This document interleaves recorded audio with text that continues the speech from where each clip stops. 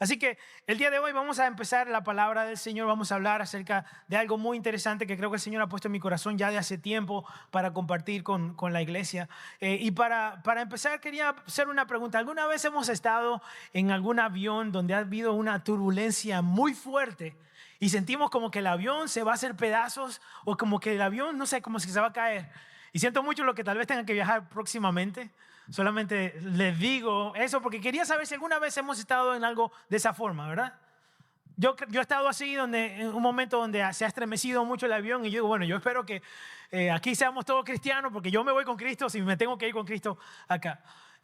Pero durante esas tormentas fuertes donde los pilotos no pueden ver con claridad, ellos se sienten mucho con la tentación de seguir sus sentimientos, sus sensaciones, lo que ellos sienten.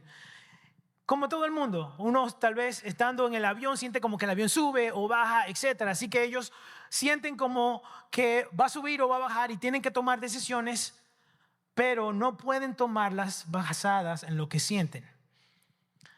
Nosotros usualmente tenemos la tentación o tenemos el deseo de tomar nuestras decisiones basadas en lo que sentimos, pero un piloto no puede darse ese lujo, porque el piloto sufre algo que significa, que se trata como, o se llama desorientación espacial. Una desorientación espacial es un término que utiliza la aviación para hablar acerca de un momento donde un piloto está en el aire, pero no puede identificar el horizonte, no puede identificar el mar, ninguna parte que le permita a él entender si está volando de recto o arriba o abajo. Entonces él no puede dejarse llevar por esos sentimientos. Así que él tiene que hacerle caso a los instrumentos que él tiene en el avión, porque a ellos les entrenan a que los sentimientos o cómo se sientan no puede ser la base para ellos tomar decisiones. Y ha pasado ocasiones, incluso hace unos años, algunos conocen a Kobe Bryant, que fue un jugador de básquet. Lo que sucedió en su accidente fue que el piloto del helicóptero, que ya tenía más de 8,000 horas de volar avión, mucho conocimiento, era un entrenador, se confió demasiado y fue a una tormenta. Y lo que él pensaba que él estaba yendo recto y estaba derecho, realmente no era lo que él sentía, lo que él pensaba. Una persona con experiencia. Y lamentablemente pues estrelló el helicóptero y fue una de las razones que encontraron fue por eso mismo, porque él sufrió de esta desorientación espacial. ¿Por qué yo le digo a ustedes esto? Porque yo creo que nosotros a veces cuando nos enfrentamos a las tormentas, especialmente las tentaciones, nosotros somos muy sensibles o nos dejamos llevar mucho por lo que sentimos y lo que queremos y no tanto porque lo que nos dice la palabra del Señor. Así como los pilotos necesitan tener un instrumento que le indique a ellos dónde tienen que ir, que usualmente es un horizonte de mentiras, le dicen, pero es un horizonte que es artificial. También tiene un altímetro, tiene un giróscopo y una brújula que le permite a ellos ver dónde tienen que ir. Así como ellos necesitan eso, nosotros como cristianos también necesitamos tener un instrumento que nos permita a nosotros aprender a navegar en medio o a volar en medio de esas tormentas. Cuando nos sentimos tentados o una y otra vez de diferentes formas nos sentimos tentados y lo que vemos solamente es nubes, vemos lo que es tormentas y dificultad, y necesitamos mirar la palabra del Señor para no llevarnos por lo que sentimos, sino por lo que el Señor nos dice en su palabra. Amén.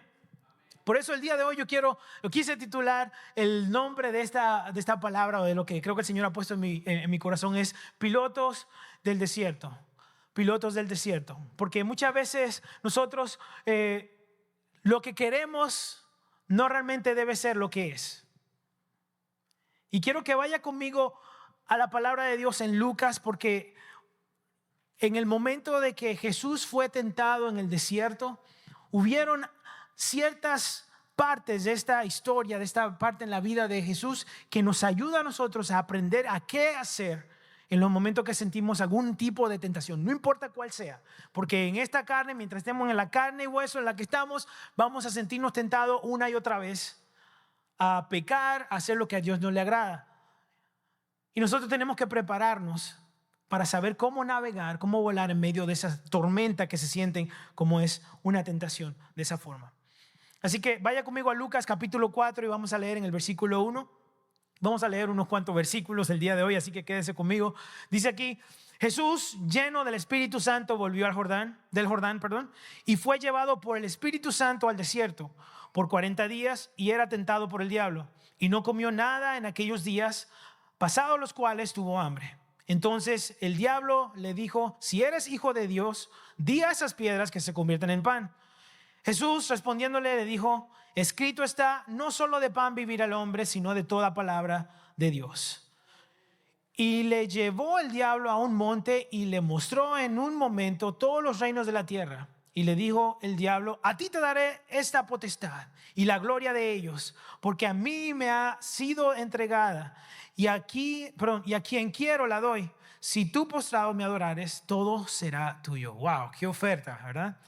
Respondiendo Jesús le dijo: vete de mí, Satanás, porque escrito está, al Señor tu Dios adorarás y a Él solo servirás. Y le llevó a Jerusalén y le puso sobre el pináculo del templo y le dijo: si eres el Hijo de Dios, échate de aquí abajo, porque escrito está, a sus ángeles mandará acerca de ti que te guarden, y en las manos te sostendrán, para que no tropieces tu pie en piedra. Respondió Jesús, le dijo: dicho está, no tentarás al Señor tu Dios. Y cuando el diablo hubo acabado con toda tentación, se apartó de él por un tiempo. Amén. Vamos a orar. Señor Jesús, nuevamente venimos ante tu presencia agradecidos, Señor, porque tú eres fiel, eres verdadero, eres misericordioso, Señor. Y en este momento, Padre, abrimos nuestros corazones para recibir lo que tú quieres decirnos, Señor. Yo me pongo a tu disposición, Espíritu Santo, para que tú hables a través de mí lo que tienes para tu pueblo el día de hoy. Nuevamente, gracias por todo tu amor, por toda tu misericordia y tu gracia. En el nombre de Jesús. Amén y amén. Entonces Jesús, a punto de iniciar su ministerio, es llevado por el Espíritu Santo al desierto, donde él fue pasado por este momento. Y yo creo que es una historia que muchos de nosotros conocemos.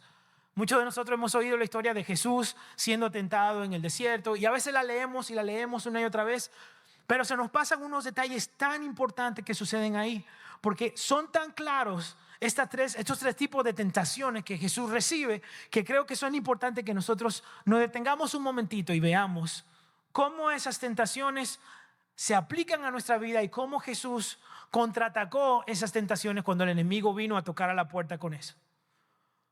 Nosotros, todo lo que venimos a los pies del Señor, o tomamos las cosas en serio o no las tomamos en serio.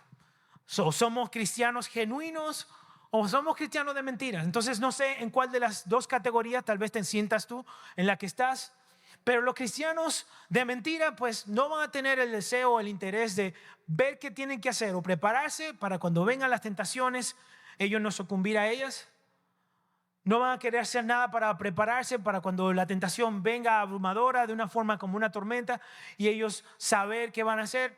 No van a tener ese interés. Pero si tú eres un cristiano que realmente quieres acercarte al Señor, quieres buscar al Señor, quieres servirle a Él, quieres obedecerle, entonces tú vas a querer prepararte y saber qué tienes que hacer para que cuando te toque pilotear en medio de una tormenta donde no se vea nada, entonces tú puedas fijar tu mirada a la verdad.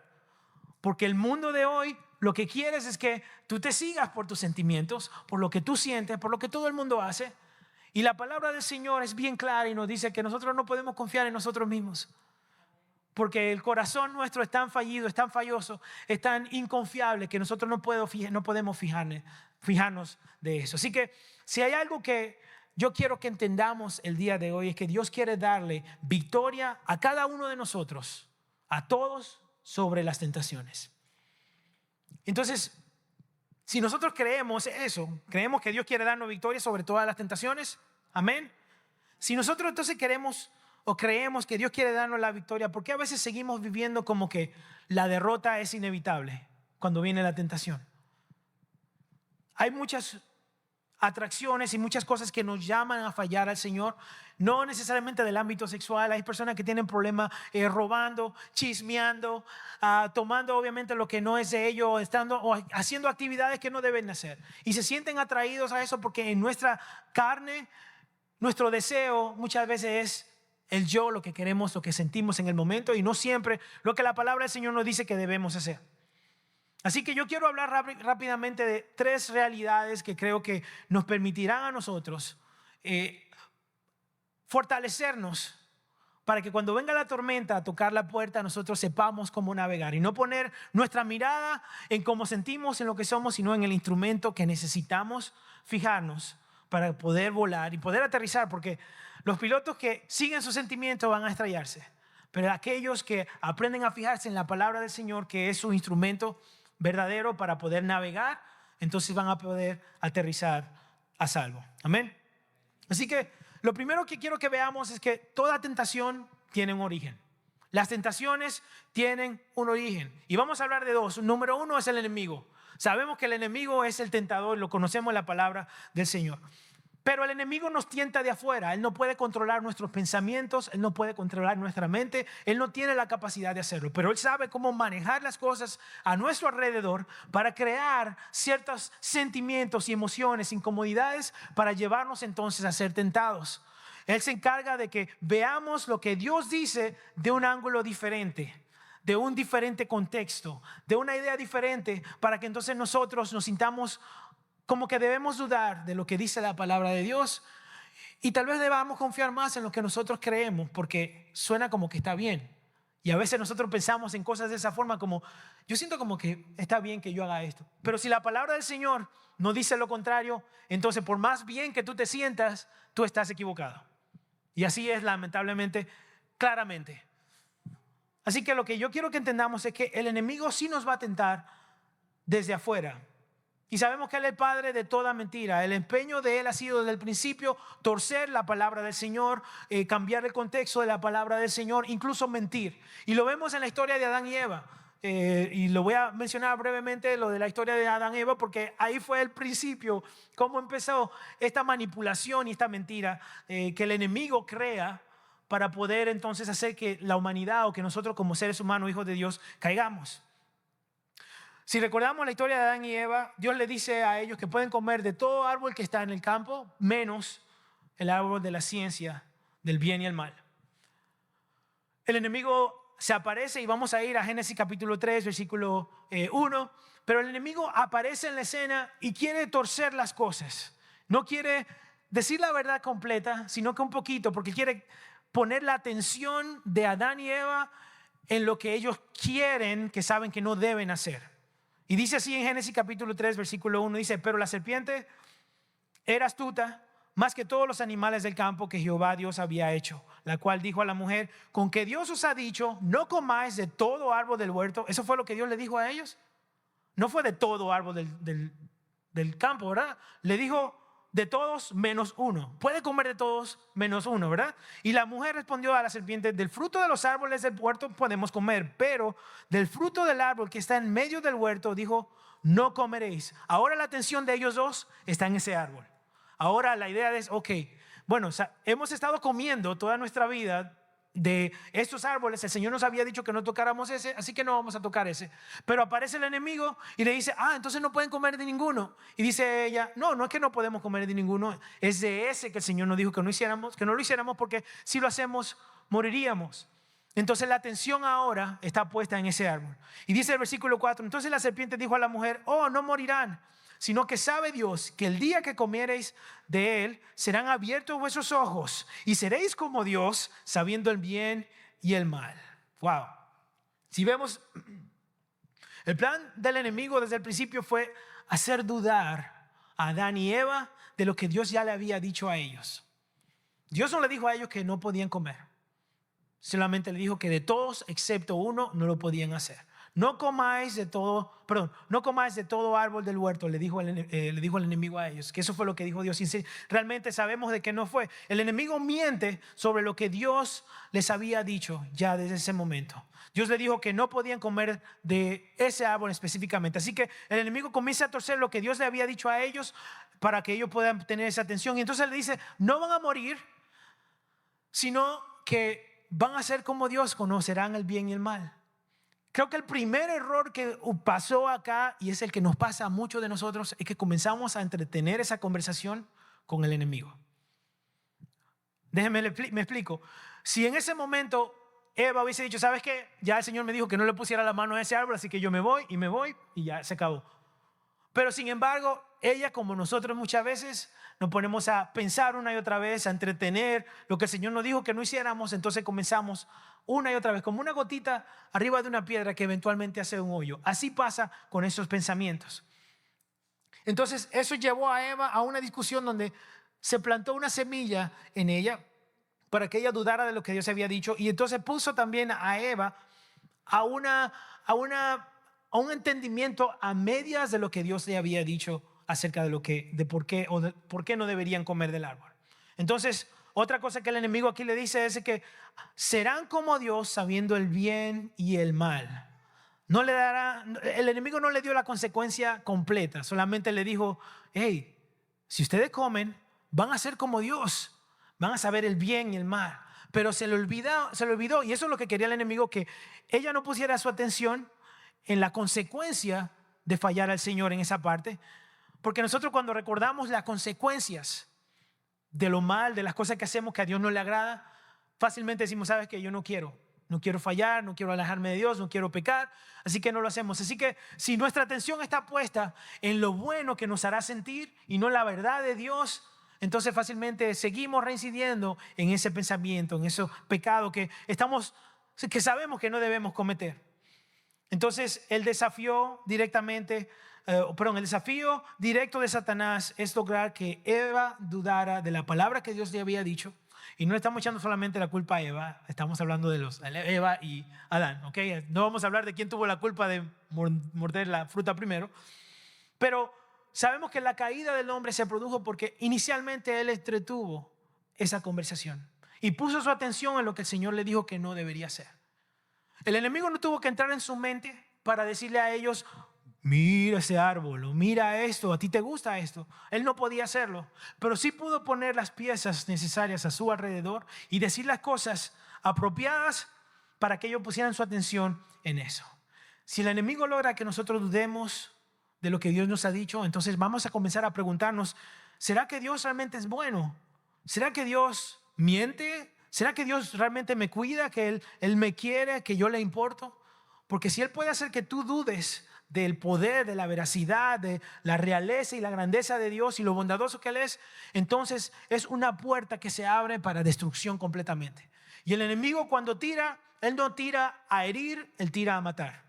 Él se encarga de que tú seas destruido. Eso es lo que Él quiere. De eso se tratan las tentaciones. Las tentaciones no son para que tú solamente te hieras y ya. Él quiere es destruirte. Y empieza sigilosamente.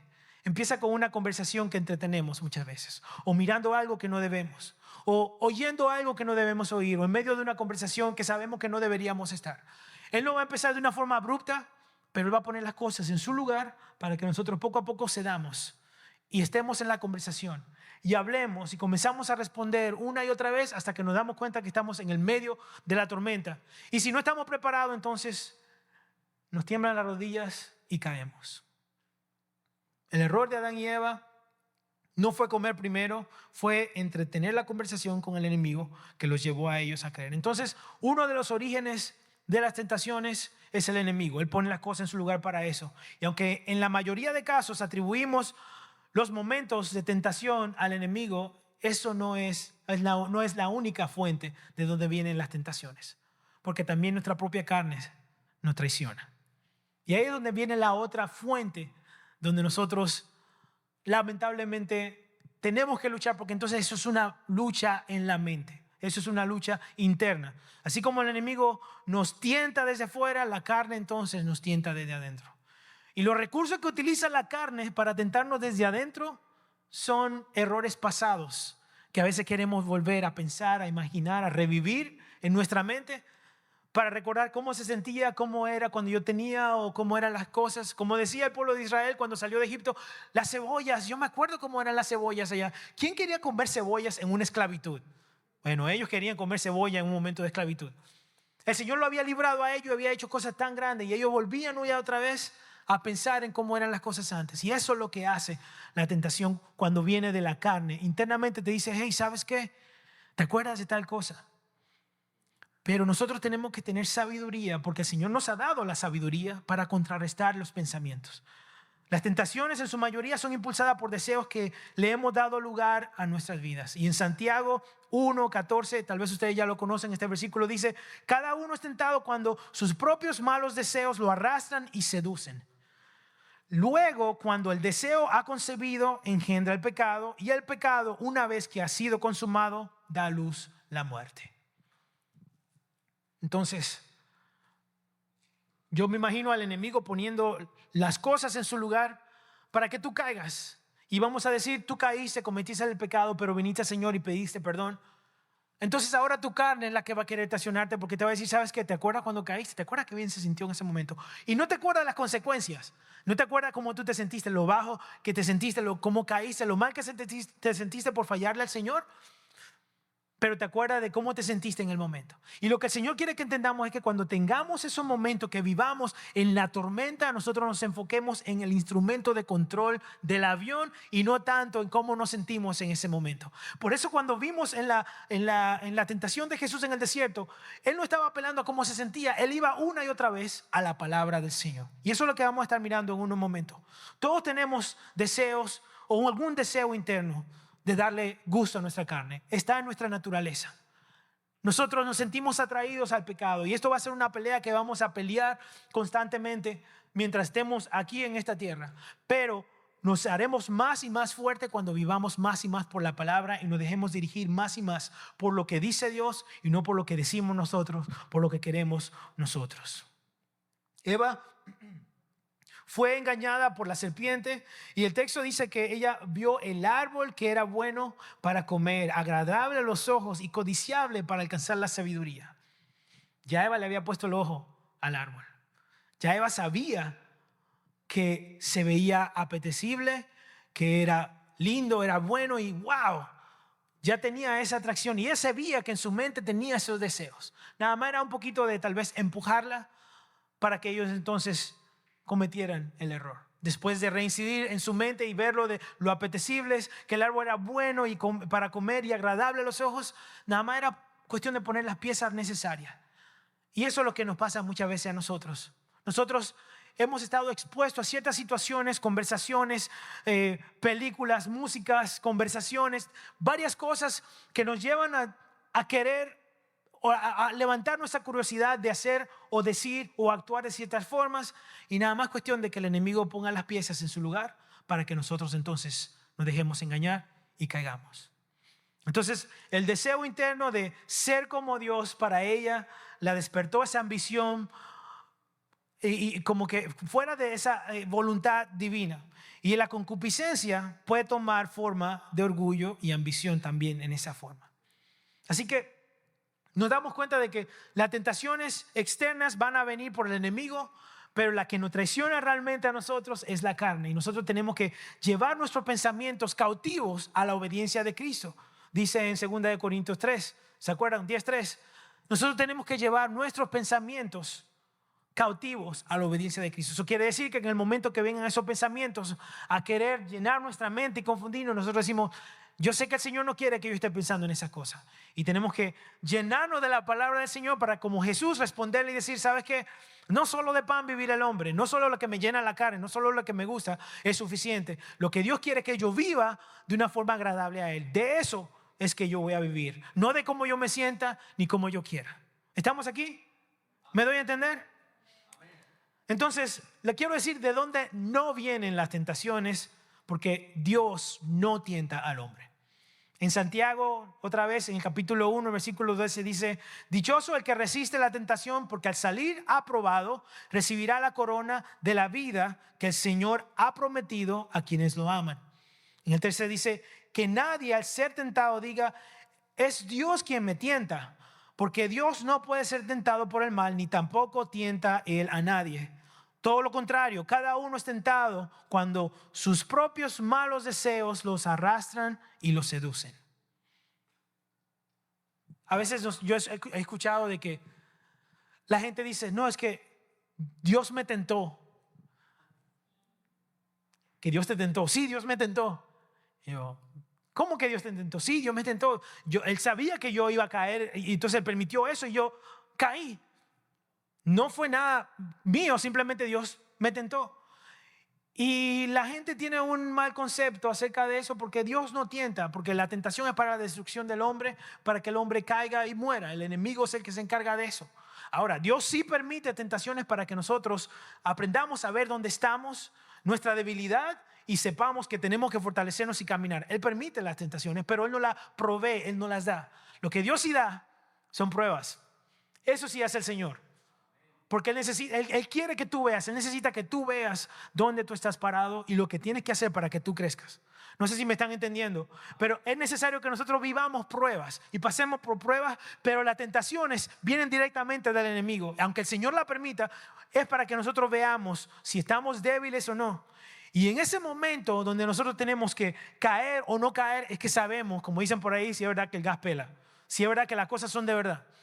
Nosotros tenemos que estar conscientes de dónde estamos, si estamos acercándonos al Señor y buscando del Señor, o si no, y cuando venga la tormenta, entonces fácilmente nosotros nos debilitamos y caemos.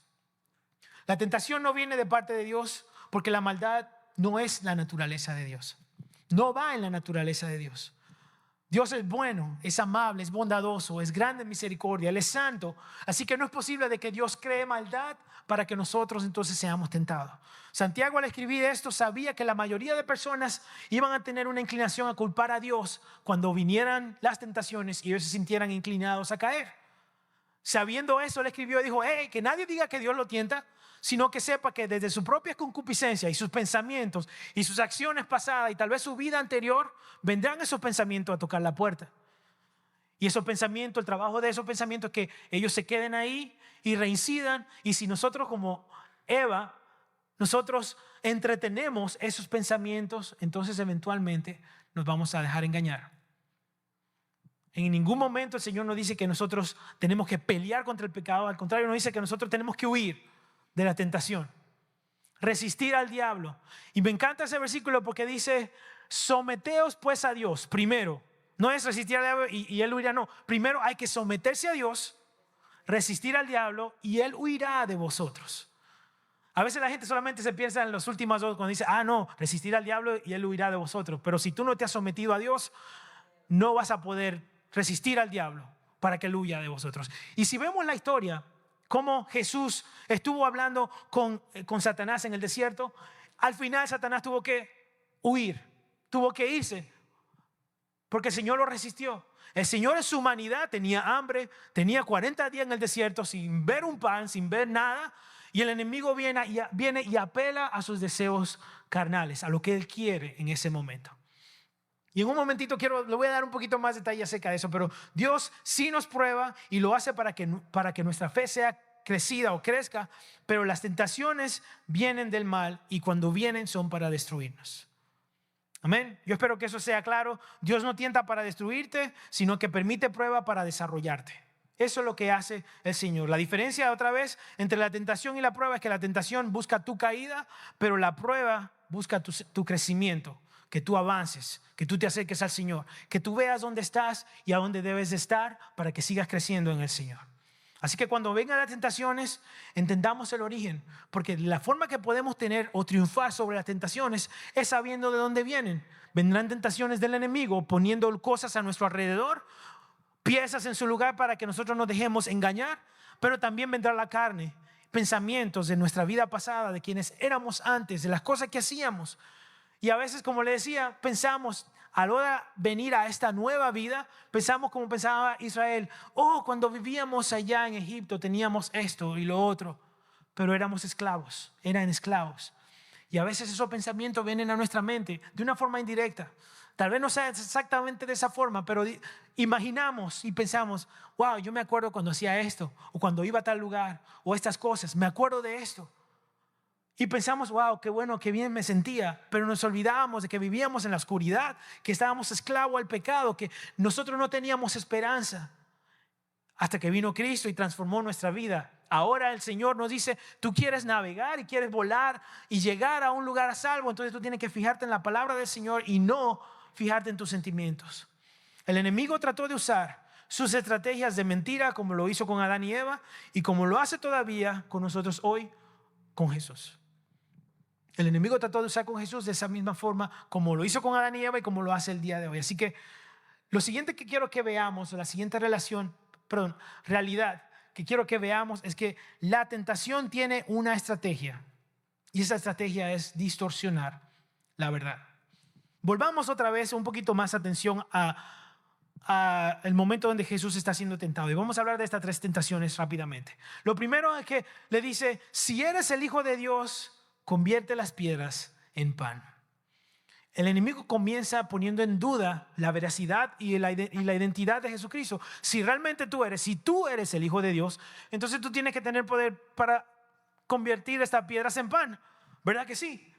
Y yo no dudo que Jesús lo pudiera hacer, porque él tiempo después convirtió o multiplicó peces y panes, hizo muchos milagros también. Así que él lo podía hacer, pero si él probaba, aunque él no tenía nada que probarle al enemigo, él obedecía lo que el enemigo le estaba diciendo que hiciera. Él en ese momento se sujetaba entonces a la autoridad del enemigo, porque el enemigo le dijo, si tú eres el Hijo de Dios, entonces convierte las piedras en pan. Y hubiese sido una historia tan caótica, como se diga, si fuera ese momento donde Jesús le dijera, ¿sabes qué? Sí, mira, pum, pan. Pero en el momento, pum, pan. Pero en el momento nos damos cuenta de que Jesús dijo, no. No solo de pan vivirá el hombre. ¿Sabe qué hizo Jesús? Jesús fue a la palabra de Dios, y quiero que vaya conmigo a Deuteronomio capítulo 8, versículo 2. Me encanta porque Jesús le responde con la palabra. Y creo que lo que Dios quiere enseñarnos el día de hoy es que mientras más palabra tenemos, más fácil podemos contrarrestar esos ataques que vienen a nuestra mente de parte del enemigo para que nosotros pequemos y caigamos. Y en Deuteronomio capítulo 8, versículo 2 dice, y te acordarás de todo el camino por donde te ha traído Jehová tu Dios esos 40 años en el desierto para afligirte, para probarte, para saber lo que había en tu corazón, si habías de guardar o no sus mandamientos. Y te afligió y te hizo tener hambre y te sustentó con maná, comida que no conocías tú, ni tus padres la habían conocido, para hacerte saber que no solo de pan vivirá el hombre, mas de todo lo que sale de la boca de Jehová vivirá el hombre. Jesucristo lo que hizo fue que dijo, ¿sabes qué? Yo no voy a hablar de cómo me siento, porque sí tengo hambre en este momento. Claro, otra vez, la versión Frank que le habla hoy, Jesucristo no dijo eso exactamente, pero sabemos que tenía hambre, que en ese momento su carne estaba con deseo de comer, él quería comer, pero también sabemos que él tenía la palabra del Señor atesorada en su corazón. Así que cuando el enemigo vino a apelar a sus deseos carnales, a lo que él quería, él le dijo, espérate. La palabra del Señor dice que no solo de pan vivirá el hombre, más de todo lo que sale de la boca de Dios. Y esto es lo que pasa acá, es que Moisés está recordándole al pueblo de Israel que durante el tiempo que estuvieron en el desierto, fue un tiempo donde ellos vieron la mano del Señor, donde ellos vieron que el Señor era un Dios poderoso para proveerle a ellos, y que realmente los guardaba y los protegía y le proveía de una forma sobrenatural. Porque hasta el día de hoy, que yo sepa, nadie ha probado maná, solamente el pueblo de Israel en el desierto. Fue algo que Dios proveyó para ellos en ese momento. Dios quería que ellos entendieran que la verdadera vida no depende del alimento físico, sino de su palabra, de su voluntad, de su dirección constante. Así que así como Israel debía confiar en Dios para su sustento en el desierto, Jesús confió en la palabra del Señor también, en la palabra del Padre Celestial, en esos momentos que tal vez sintió impulso de hambre, de querer comer. ¿Me doy a entender? Estamos aquí, yo espero que vayan conmigo, porque vamos a dar un par de vueltas todavía, un poquito más. Para nosotros eso significa que no debemos depender de nuestras necesidades físicas. Pero cuando vengan esas necesidades físicas a llevarnos en contra de la voluntad de Dios, tenemos la palabra del Señor para contraatacar esos pensamientos, para contraatacar esos ataques que vienen hacia nosotros. Así como el enemigo trató de tentar a Jesús a que satisfaciera sus deseos carnales, no tenemos nosotros que depender de lo físico, porque Jesucristo nos enseñó ahí qué debemos hacer en el momento que vienen a tocar nuestra puerta con eso. El enemigo llevará el enfoque a lo que sentimos.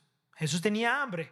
Nosotros tal vez tenemos otros deseos, y el enemigo llevará el enfoque a eso para que nosotros dudemos de la palabra del Señor, y Dios nos libre si no tenemos la palabra del Señor atesorada en el corazón. Porque lo que sucede es que si nosotros no tenemos la palabra, si no leemos, si no estudiamos, si no aprendemos la palabra, ¿cómo nos vamos a defender?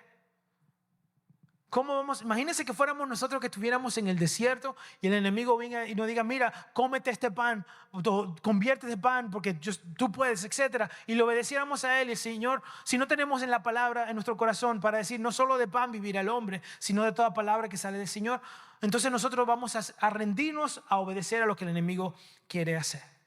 Nuestra mirada debe estar puesta en el Señor. Así que cuando las tentaciones se levanten como una tormenta, no creeremos en nuestros sentimientos, sino que vamos a poner nuestra mirada en lo que dice la palabra del Señor. No podemos tampoco tomar consejos de personas que no tienen su mirada en la palabra de Dios, porque la palabra de Dios tiene que ser y debe ser nuestra única guía. Amén. Muy bien. La siguiente parte de las tentaciones que vimos acá dice, te daré todos los reinos de la tierra si postrado me adorares. El enemigo le ofrece a Jesús todos los reinos de la tierra.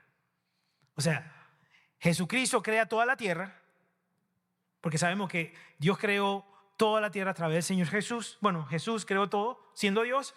Y entonces el enemigo viene y dice, hey, te voy a entregar todos los reinos de la tierra si me adoras. Y mira lo que dice la palabra del Señor. Al Señor tu Dios, dice Jesús, al Señor tu Dios adorarás y a Él solo servirás. Vuelve otra vez Jesús a citar otra vez Deuteronomio. Y vaya conmigo a Deuteronomio capítulo 6, versículo 12, para que vea por qué Jesucristo está diciendo esto. Y dice, cuídate de no olvidarte de Jehová, que te sacó de la tierra de Egipto, de la casa de servidumbre. A Jehová tu Dios temerás y a Él solo servirás. Y por su nombre jurarás. No andaréis en pos de dioses ajenos, de los dioses de los pueblos que están en vuestros contornos.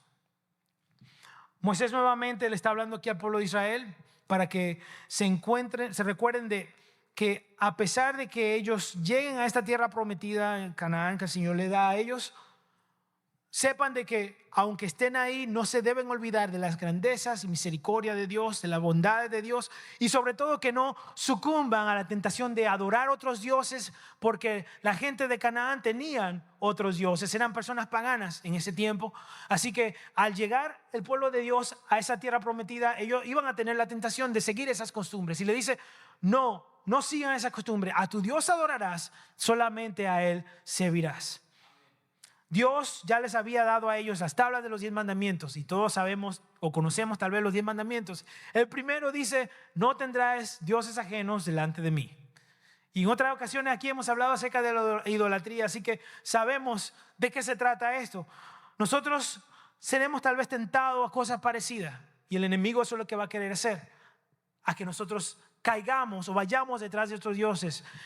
Y como lo hemos mencionado muchas veces, los dioses del día de hoy no son necesariamente imágenes o esculturas. Muchas veces son todas las cosas que nosotros ponemos en el lugar de Dios. Eso puede ser un trabajo, una familia, una relación, un estudio, una carrera, un negocio. Todo eso, si recibe toda nuestra devoción, y fíjese, no son cosas malas, pero tienen su lugar. Si reciben nuestra devoción, si reciben todo nuestro tiempo, si nos exprimen completamente y de ellos vivimos, dependemos y le damos toda nuestra devoción a ellos, entonces hemos cambiado el lugar de Dios y hemos puesto eso y nos hemos convertido en idólatras en ese momento. Entonces, todo lo que ocupe el lugar de Dios nos hace a nosotros, entonces, idólatras automáticamente. No se convierte en idólatra. Amén. No se convierte en idólatra. El enemigo aquí trata de convencer a Jesús de que lo adore a Él, de que siga tras Él, tras esos deseos. Humanamente nosotros sabían que humanamente tenemos el deseo de adorar a algo. No hay persona en la tierra que no tenga el deseo de adorar. Está dentro de nosotros. Fuimos hechos de esa forma para adorar a Dios y servirle a Dios. Pero hay otras gentes que deciden adorar otros dioses, otras cosas. Y siguen esos pasos y se alejan de Dios y se convierten entonces en idólatra. Solamente a Dios tenemos que adorar y a Él solo servir. Amén. La tercera tentación rápidamente dice, si eres hijo de Dios, échate de aquí abajo, porque está escrito, Él enviará a sus ángeles a que te guarde y te proteja. Y eso es una cita. Ahora el enemigo comienza a citar la palabra, porque dijo, entonces Jesús me está dando palabra, yo también le voy a dar palabra para que vea que yo sé. Pienso yo que dijo tal vez el enemigo. Así que le dice, si eres el Hijo de Dios, échate de aquí abajo, porque escrito está: a sus ángeles mandará cerca de ti que te guarden, y en las manos te sostendrá para que no tropieces con tu pie en piedra. Dale, Jesús, tienta al Señor, tienta a Dios, que eso es lo que le está diciendo. Tírate, haz algo para tú probar si realmente eres el Hijo de Dios. Y Jesús, otra vez, tan grande y maravilloso, le responde con la palabra. Esta cita que el enemigo cita está en Salmo 91 y dice, 91, 11 y 12 dice: pues a sus ángeles mandará cerca de ti que te guarden en todos tus caminos, en las manos te llevará para que tu pie no tropezare en piedra. Aquí el plan del enemigo fue sacar fuera de contexto lo que la palabra del Señor dice, para probar entonces a Dios. Pero Jesús le responde: dicho está, no tentarás al Señor tu Dios. Y otra vez es Jesús citando el Antiguo Testamento. Él no dejó la palabra en ningún momento. Una y otra vez Él le daba palabra. En Deuteronomio capítulo 6, otra vez en el versículo 16, dice: no tentaréis a Jehová vuestro Dios como lo tentasteis en Masa. En el Antiguo Testamento hay una ocasión donde Israel tienta a Dios, pero no lo tienta como nosotros pensamos acerca de la tentación, como el enemigo. Estamos hablando de otro sentido de tentación. Prueba a Dios. Tentar a Dios es desafiar a Dios y su poder para que Él haga algo a nuestro favor si realmente es Dios. Y eso fue lo que se encontró, en donde se encontró el pueblo de Israel. Ellos habían salido, tenían poco tiempo de haber salido de Egipto, estaban en un lugar en el desierto llamado Refidim. Y hay un lugar desértico, obviamente, en el desierto, y no había agua. Estaban quejándose y peleando y gritando. Y entonces el Señor le dice a Moisés: ve y pégale a la roca para que salga agua. Y él va y le pega a la roca y sale agua y ellos toman. Pero en ese momento el Señor le dice a ellos, o le dice a Moisés lo siguiente, dice: y llamó, en el versículo de Éxodo, esto está en Éxodo 17, versículo 7, dice: y llamó el nombre de aquel lugar Masa y Meriba, por la rencilla de los hijos de Israel, y porque tentaron a Jehová diciendo: ¿está pues Jehová entre nosotros o no? Esos momentos donde nosotros decimos: Señor, dame una señal si realmente blank. Señor, dame una señal si realmente tú estás conmigo, si tú quieres todo eso. Son líneas muy peligrosas porque nosotros a veces lo hacemos para nuestro beneficio y no realmente porque queremos hacer la voluntad de Dios. ¿Están aquí? Nosotros a veces lo que queremos es lograr algo para nuestro favor, nuestro beneficio, lo que queremos, y le decimos al Señor: Señor, ¿qué fue lo que pasó con el pueblo de Israel? Realmente tú estás con nosotros. Ya el Señor lo había sacado a ellos de de Egipto, había con su mano poderosa los había cuidado en el desierto, y todavía ellos tienen la audacia, si se dice de esa forma, las agallas de decir: ¿será que Dios está con nosotros porque queremos agua y no nos dan agua? Estaban como niños de 3 y 4 años diciendo: yo lo quiero ahora y ya. Y el Señor le dice a ellos en ese lugar: yo voy a llamar a este lugar lugar de queja y lugar de prueba, que eso es lo que significa Mesa y Meriba, porque este es el lugar donde ellos trataron de probarme. Y el Señor le dice: no vas a probar al Señor. Para nosotros eso significa cuando dudamos de su presencia solo porque las circunstancias son difíciles. Cuando sabemos y conocemos y creemos de que Dios está con nosotros, pero comenzamos a dudar porque las cosas se ponen difíciles, nosotros estamos tentando a Dios, estamos probando a Dios. Cuando le exigimos prueba para seguir creyendo, estamos probando a Dios. Señor, si realmente tú existes, si realmente esto, sabiendo y conociendo de que Dios se ha probado a nuestras vidas, todavía queremos decirle: Señor, si realmente tú esto y lo otro, entonces estamos queriendo probar a Dios. Cuando lo ponemos a prueba con nuestras decisiones irresponsables, también estamos probando al Señor. Dios me cuidará aunque yo ignore su voluntad. ¿Qué era lo que el enemigo estaba diciendo prácticamente a Jesús? Tírate de ahí, prueba a Dios porque Él va a enviar a alguien para que te sostenga. Mire, yo le aseguro de que si yo voy ahora mismo a la autopista y digo: yo voy a cruzar aquí cuando estén rápido, y el Señor me tiene que cuidar porque dice que a sus ángeles me enviará para que... Yo estoy probando al Señor. Eso es una imprudencia. Lo más probable es que de ahí me lleve a uno por ahí. Yo tengo entonces que tener sabiduría y saber de que a Dios no lo podemos probar. En otras palabras, tentar a Dios es exigir una señal en vez de confiar en sus promesas. Así que Jesús le contesta poniendo en claro que a Dios no se le tienta. Y le dice que no lo tiente. no te podemos decir de otra forma porque fue bien claro, como le dice ahí. Jesús en su humanidad resistió a las tentaciones que el enemigo quiso traer para hacerlo caer y destruir el plan de Dios para toda la humanidad. Así también la palabra del Señor nos llama a nosotros a resistir. Y es lo que leímos, que decía: someteos pues a Dios, resistir al diablo y Él huirá de vosotros. Así que uno de los orígenes de las tentaciones sabemos que es el enemigo. Él se encargará de torcer las palabras de Dios para hacernos dudar y desconfiar de la palabra del Señor, lo que Dios quiere que nosotros logremos en Él, para que sigamos nuestros sentimientos y nuestros deseos y no la voluntad de Dios, para que pongamos nuestra mirada mientras estamos piloteando en cómo nos sentimos y no en lo que dice la palabra de Dios, que tiene que ser nuestro instrumento de dirección. Engañoso es el corazón, ¿quién lo conocerá?, dice la palabra del Señor.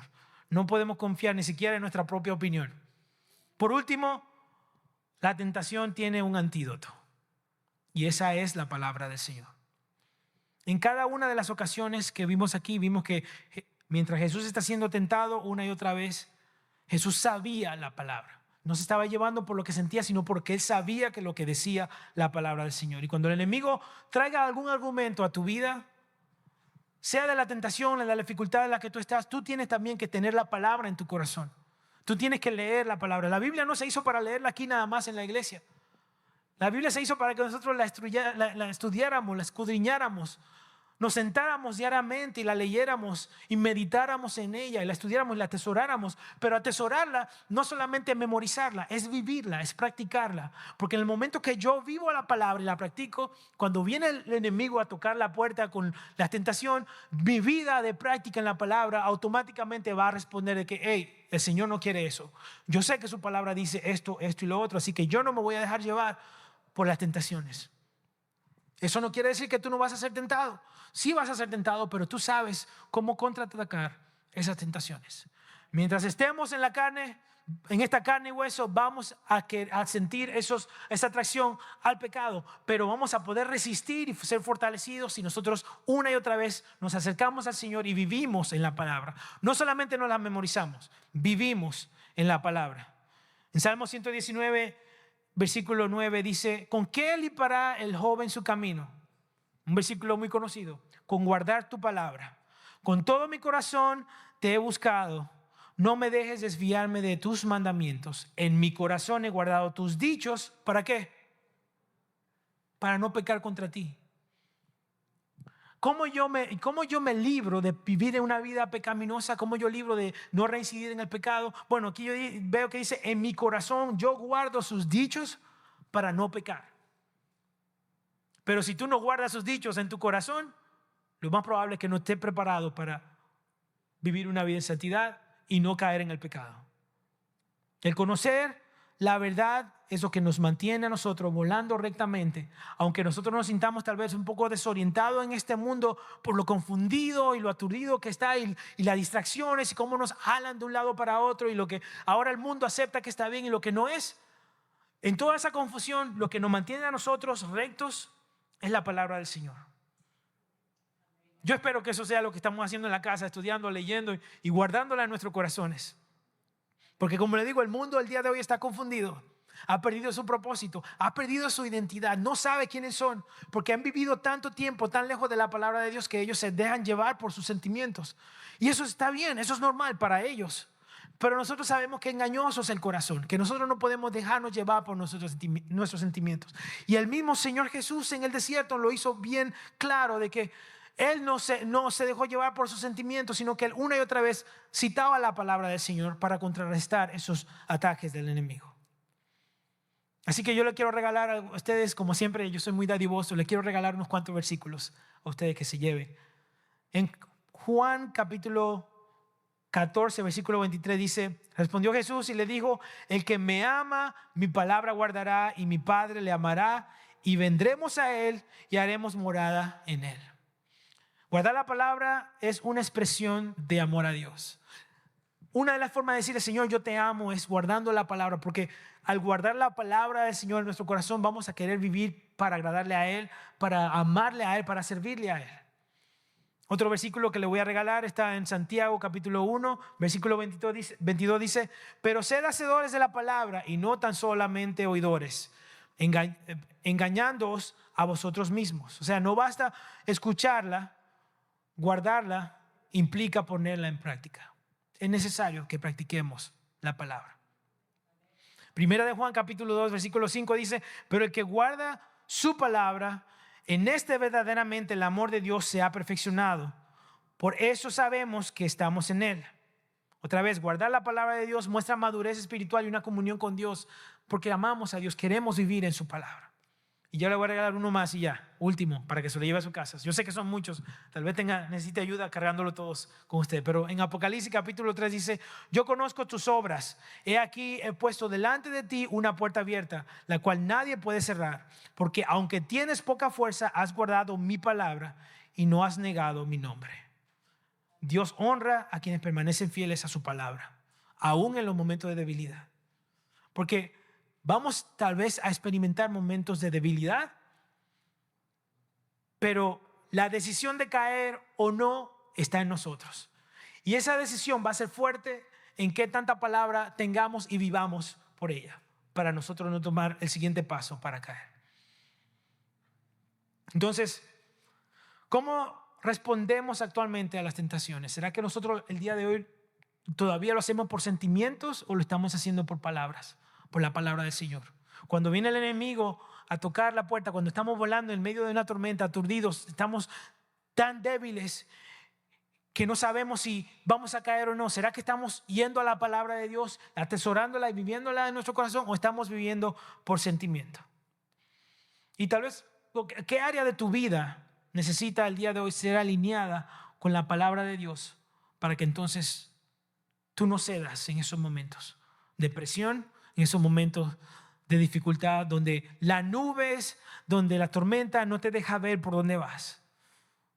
Como le decía, es tan importante para un piloto. Su vida depende de seguir el instrumento.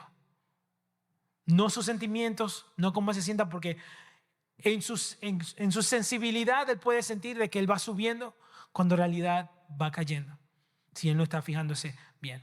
Jesús no venció al enemigo con fuerza física, sino con la escritura en su boca. Esa misma victoria está disponible para ti hoy, si haces de la palabra del Señor tu defensa y tu guía, tu confianza, tu instrumento de navegación.